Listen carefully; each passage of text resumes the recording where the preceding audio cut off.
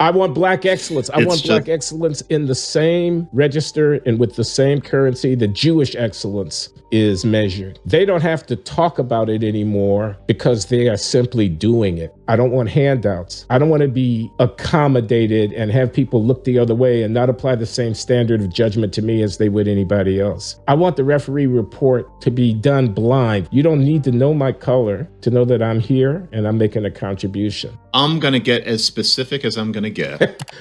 I'm holding on over here, John. I'm holding on. And I want the editors to be very careful with my pronouns because I'm going to keep it a they. I am quite familiar with the career of a black scholar where their stack of articles physically would be about this high. They are now well past 60. They have done about what they are going to do. They began with a relatively innovative observation or three, but never followed it up with anything else of remotely that caliber. They participate to an extent in societal commentary based on their area of expertise, but nobody would say that their academic contribution was terribly significant on any level. I have now spent decades watching that person get one plum job after another. They can barely sit still in a solid university position before they get canvassed, headhunted to take on some other position. And at each place they arrive celebrated as the great And the truth is, if you know their discipline, you know that they've never really done much.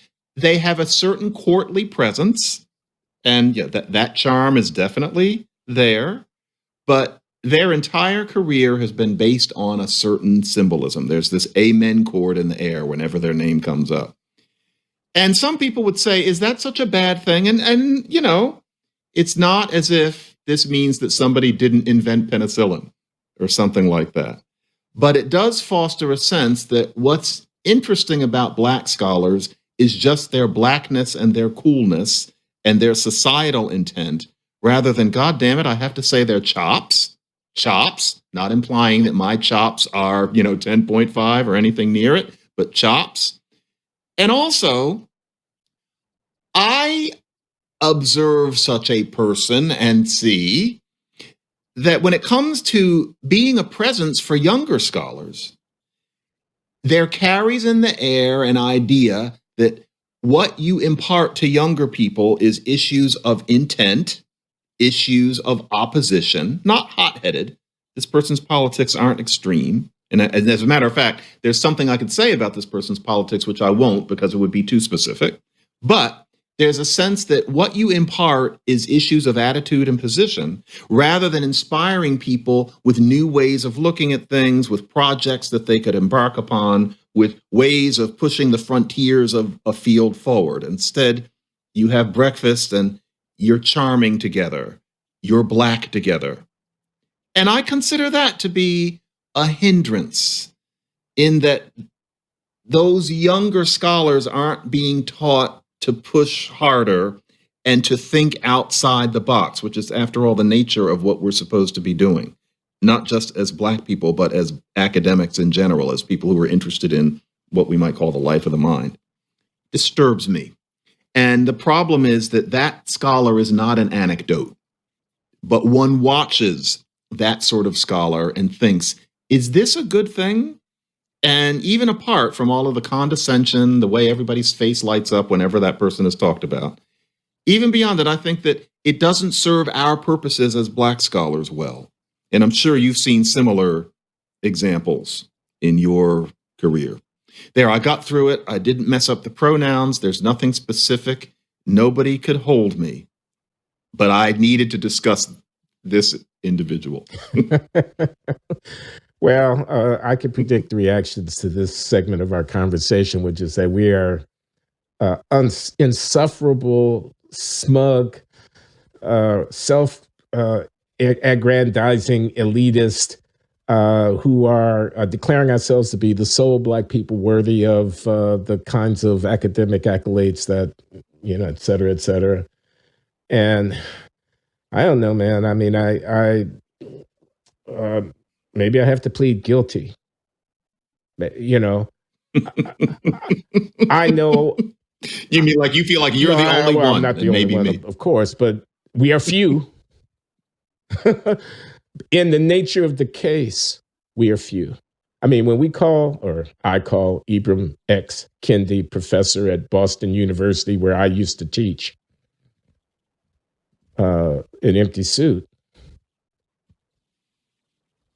I stand on that, man. I mean, I don't see any depth. I've read books that have made me think I'm engaged with a mind that has mastery over a discipline and that has a profound set of insights to convey. And I don't see that there, And so I plead guilty. I'm an elitist. What are you going to do with me now? I want Black excellence. I want Black excellence in the same register and with the same currency that Jewish excellence is measured. They don't have to talk about it anymore because they are simply doing it. I want it in the same currency as Asian excellence is measured. They don't, again, have to crow about being Asians and having Asianness injected into anything. They simply master the material. I don't want handouts. I don't want to be accommodated and have people look the other way and not apply the same standard of judgment to me as they would anybody else.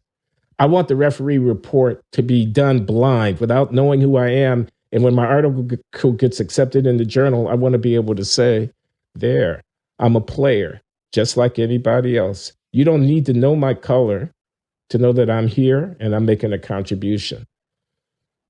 I don't care if it doesn't work out to be 12% of the population. It can be 5%. It can be 3%.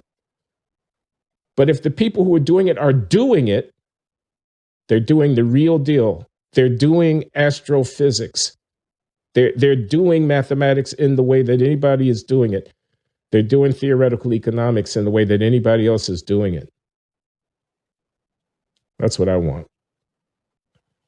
And see, that's the nut of the problem here, and how somebody like us feels about affirmative action, which is that there's this idea, tacit but strong, this is the worst kind of idea, that for Black people and Black people only, I'm going to be agnostic about Latinos, that there's a discussion that I'm not qualified to have, but certainly for Black people, there is a sense that to do it the way everybody else is doing it is inauthentic. So if it's a Chinese American student, yeah, they just have to do what everybody else does, and there's no question.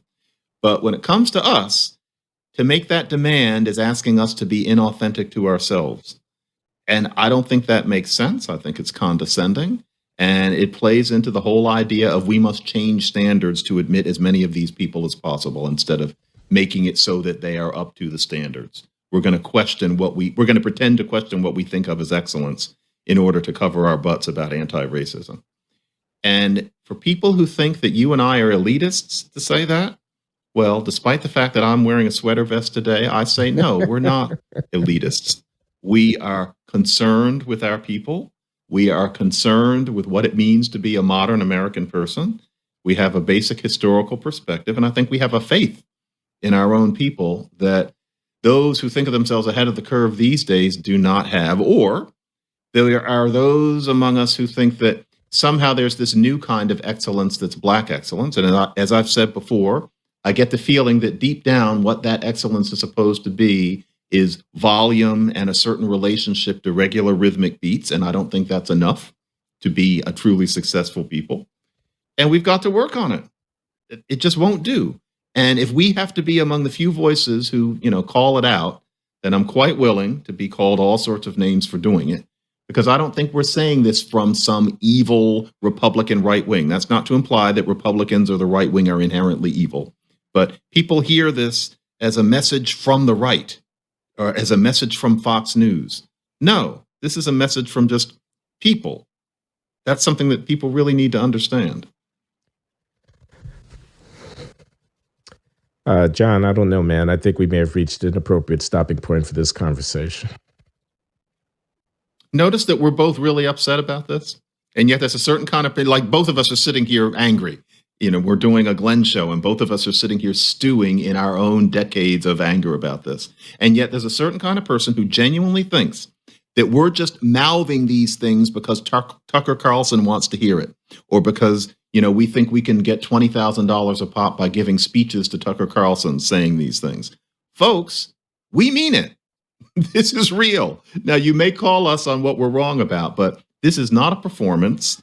I am not shilling for the right, and I don't think you are either.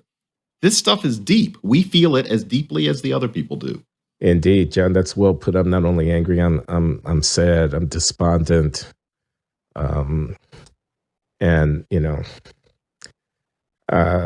Because we're losing or have lost. We are losing. We are losing.